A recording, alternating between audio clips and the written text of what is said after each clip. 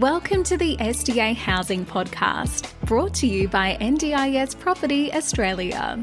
Before starting this episode, we need to provide a general disclaimer. Information contained in this podcast is general in nature only. It does not take into account the objectives, financial situation, or needs of any particular person. You need to consider your financial situation and needs before making any decisions based on the information in this podcast. And you should consider seeking independent and professional advice for your personal circumstances. All right, let's begin. Hello everybody, my name is Minh and I'm your co-host with Debbie from NDIS Property Australia, and you're listening to the SDA Housing Podcast. Australia explains, highlights, guides and brings awareness about all things SDA in this ever-changing NDIS world. Debbie, hello. Hello, Minh. Today we have breaking news. The 16th of September, we have an announcement from the Minister, Bill Shorten, for the NDIS. Debbie, what is this article all about? The media release is stronger registration to begin for the NDIS sector. I think if you can read most of the comments in here, we'll be able to go into more. Will I start with the actual media? Yeah, sure. So, the Albanese government is progressing a new registration system for the NDIS that will better support participants through stronger regulation of providers. Now, just as a bit of backstory here, this has come out of one of the recommendations from the NDIS review last year that providers should be registered. And we know that of the roughly how many providers out there, Minh? I think 160,000 plus, I think. Only about 14,000 or 13,000 are registered. So we're talking about the vast majority of providers for the NDIS are not registered.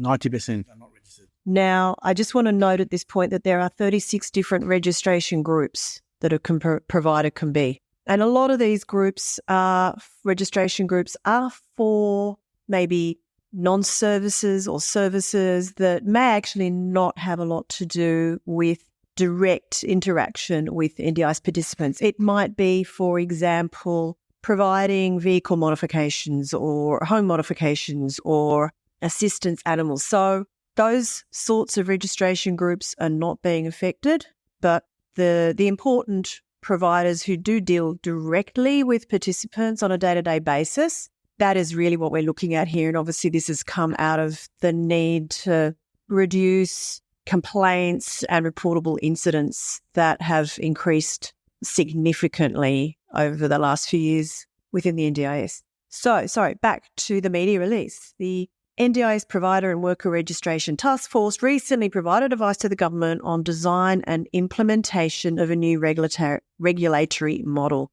The task force, led by prominent human rights lawyer Natalie Wade, was established in February 2024 to provide independent advice on the design and implementation of the new graduated risk proportionate regulatory model proposed in the NDIS review. Task Force made 11 recommendations and 10 implementation actions covering provider and worker registration, some of which required an immediate response and others will be designed with close consultation with the disability community. The Task Force conducted thorough consultation, and this important process will continue. As an immediate response, the Albanese government will now require all platform providers, support coordinators and supported independent living or SIL providers to be registered. Minister for the NDIS and Government Services Bill Shorten MP said registration for these providers and coordinators was recommended by the task force to strengthen safeguards for NDIS participants. The task force made several recommendations on a new regulatory model that will require co-design with the disability community, including mandatory registration for platform and SIL providers and support coordinators as our first change, Minister Shorten said. Though the NDIS Quality and Safeguards Commission and under the current registration model, I'm progressing registration of platform providers, that is, providers that connect participants with workers to deliver NDIS supports, support coordinators and providers of supported independent living.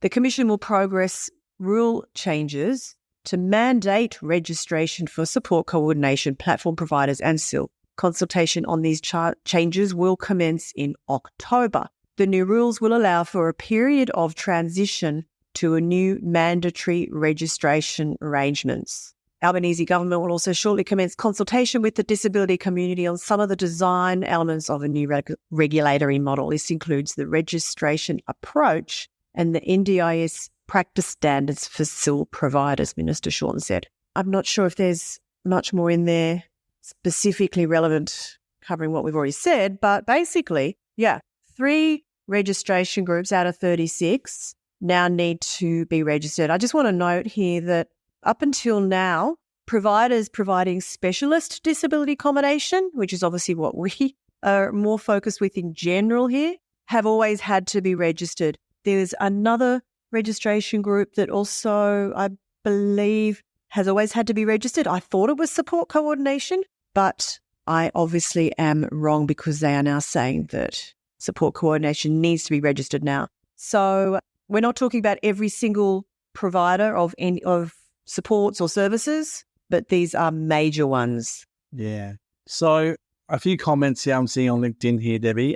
Someone said here, baby steps, I guess, but disappointed that the most important bit is missing. That is, support coordinators cannot also be service providers. Out of 4,700 active registered support coordinators per the NDIS provider finder, only 300 are unconflicted. So, what do you think, Debbie? Is there a time frame to see all this rolled out, do you think? At the moment, we know that you submit your registration application to become a registered provider. It can take 2 years, and I believe there's something else here I've just been reading. It's $12,000 to become a registered provider, and I think that's a starting point, which doesn't include the cost of auditors and everything else that you need to do to get all the documentation and practices and processes in place to actually get your provider registration. So for a lot of smaller organisations or smaller businesses that are currently providing SIL, it's just not going to be possible for them to do this. So I gathered from this that they are looking at amending the registration process. So it's going to have to be amended quite significantly to enable all of those businesses currently operating as SIL to get their provider registration license in a very timely manner and one that is affordable to a small business. This is a step in the right direction, yes, I agree. Because I read a comment somewhere online about 6 months ago, and that was, why should registered providers who adhere to the rules of the NDIS, follow compliance and do the right thing, get paid the exact same amount of money as a unregistered provider who doesn't have to comply with those rules? It's unfair the way they see it. And rightly so, they should all be registered. And this is a step in the right direction whereby in the coming years, we'll see more and more, less people coming into the industry thinking they'll run a sustainable long-term business without a license registration for the NDIS as a service provider. I want to read a comment that someone made on LinkedIn here. I just read someone's about response to the article by Bill Shorten. Let me read this. Renee, who made this comment. The contradictions in Bill Shorten's press release emphasises the need for stronger regulation and mandatory registration to address safety concerns in the NDIS. Yet it proposes to do more of what has already failed to prevent tragedies like Anne Marie Smith's case. Mere registration doesn't prevent abuse or neglect. Her care provider was registered, yet the FIS system failed her.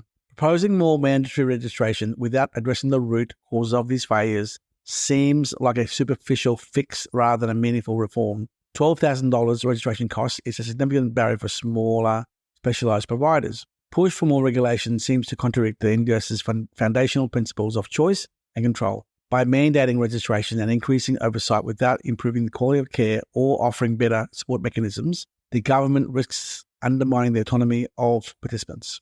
Government solutions seems to be adding more layers of the same broken system rather than addressing systematic issues like lack of accountability, training, and real participant empowerment. The essential flaw in their approach, doubling down on a failed system rather than making transformative, participant-centered changes. Similar thoughts in a post here that I found on LinkedIn by Dr. George Talaporis, who is a very well-known disability sector leader, disabled gentleman himself.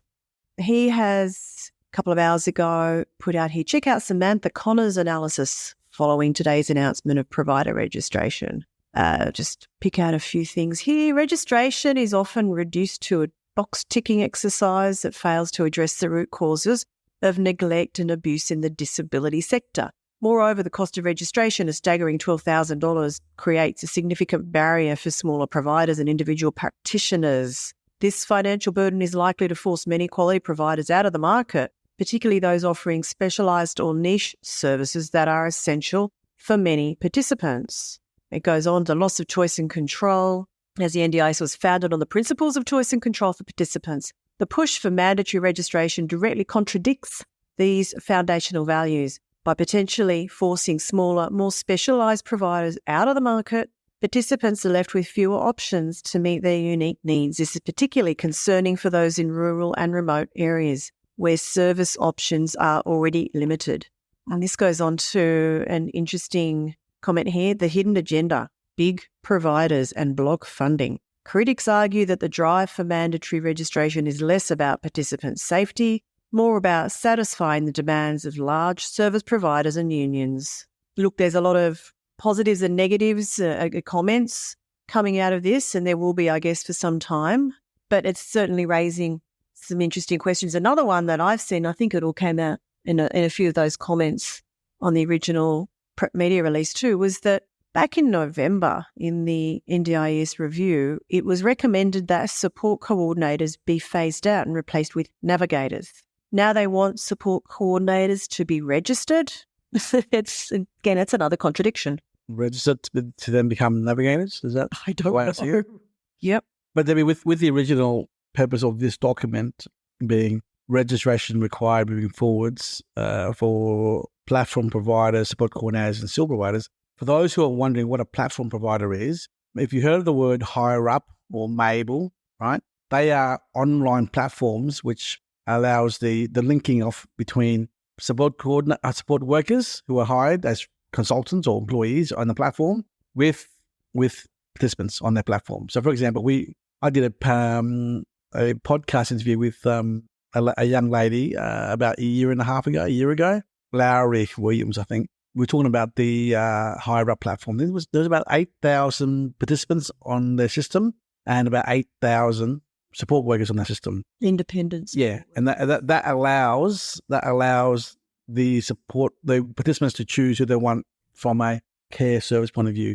Now, Higher Up, I believe, is a licensed registered provider, and that's what this announcement is all about. The online businesses like them should be and must be licensed because they're holding a lot of power, but holding a lot of control in terms of support services allowed or provided to these participants to be chosen from. And then there should be an element of care and registration. Accountability, yeah. So I guess this announcement is good in a way. It's showing that there's changes being made, and we knew that a year ago that over the coming 4 or 5 years coming up, that we'll see more and more of these changes rolled out and go from there, basically. I mean, but at the end of the day, Debbie, we think about it, support coordinators, online platforms, and SIL providers, they are the majority of there's certainly the services provided out there. A large number of the providers out there. So it's not all providers, full stop. It is really just those that are more involved in working directly with the participants, providing care to the participants, assisting them with their plans, with their supports. And I guess that is where the majority of potential incidents can happen and complaints come out from participants. So look, it's definitely probably a move, but a good move. They're going to need to really figure out how to do this in a different way because current registration is just way too long and costly. So if they can pull that back and find a way of creating provider registration platform that makes it accessible to all those much smaller, more niche providers, then hopefully this is a good thing. Whether it fixes all the problems, I don't know. I want to read a few more comments in response to this LinkedIn post from Dr. George. Kane, he says, this is a good clarification from Dr. George. At least when I was with the agency, the NDIS agency, it was already mandatory for all those types of providers to be registered. I was dismayed to see that we'd moved away from that. Having unregistered SIL providers was quite bizarre, really. So good that it's getting back to what it was always meant to be and not really a change. And in response, Shirley, another person, says online here, that would make sense if registration equals protection. The Royal Commission has shown it does not. This looks rushed again when the Commission does not cope with the workload they have. The real harm will come the supports leaving the sector if it is plain too hard. Mike, who also says, long overdue, hopefully not some watered down version. Another occupational therapist named Hillary says, registration does not stop dodgy providers. Plenty of dodgy registered ones already. So, look, we just wanted to bring to light some of the posts, the announcement, the comments that people are chatting about online regarding this announcement from Ministerial's office, and just give you guys up to date with regards to changes to what we see on the fringe of SDA, because really this topic here is about SIL and services, not about SDA. But SIL and SDA go hand to hand. Yeah, it does an impact upon the SDA world as well, because without the SIL providers providing the care, it doesn't really make it an efficient model for our carers to give their supports to our SDA participants in these homes. Debbie, any last words about this and future changes coming up? Yes? I guess everything's a little bit up in the air when it comes to some of the recommendations from the review. And we know that a couple of weeks ago, Bill Shorten announced his resignation from government. It'll take place by February next year. Yeah, look, maybe there is a bit of rushing things through. I like that they are still saying there's going to be co-consultation with the disability community, most important. Look, there's a lot of negativity out here, as there always is when if anything comes out from the government in terms of changing services and legislation. But they've got to start somewhere. And I think that this is a needed move. Let's hope that they get it right first time. I just want correction there, Debbie. Bill Shorten announced his retirement from politics. Sorry, yes, retirement, not resignation. A retirement, because resignation sometimes infers giving up on task at hand. I think he has served the political world in Australia quite well the last few decades, and he's moving on to a university position. I think it's Chancellor in a Canberra university. Yeah, so that'll be his final gig before he retires, I assume. But we wish him all the best. I mean, there's both positive and negative views on how he's done in the NDIS for the last few years. But hopefully that the changes moving forwards and the new stewards who will take over his role in the coming year or so, 6 months, will be as passionate and driven on his or her position within the NDIS moving forwards. Yeah. Indeed. Thank you very much, Debbie. And we look forward to, by the way, one last plug. We have a masterclass coming up soon. Oh, the masterclass. Yeah. We're getting very excited. It's, I think, 17 days away. So, yes, 25 guest speakers, 25 plus guest speakers from around the country, breakout rooms. It'll be an all-day event online on Zoom. You can log in and out as you wish to meet up with who you wish. It's going to be an amazing event to learn everything you want to know about SDA. So, yeah, make sure to register for that. You'll get information a little closer to the time on who's going to be speaking when and how to actually connect with them. It'll be a free event, so it'll be exciting. And we have about 480 registrants already, and another forecast. We'll have about 600 registered by the next 2 weeks. And hopefully we have a wonderful show-up rate and people to listen and hear and see and engage everything SDA on that day, the whole day event. Yeah. Thank you very much, Debbie. Bye-bye, everyone. Bye. We hope you enjoyed this episode. Please make sure you are subscribed and following us so you can keep in the loop with all of our upcoming episodes. We would really appreciate it if you could leave us a 5-star rating, a written review, and to share this podcast with those that could benefit.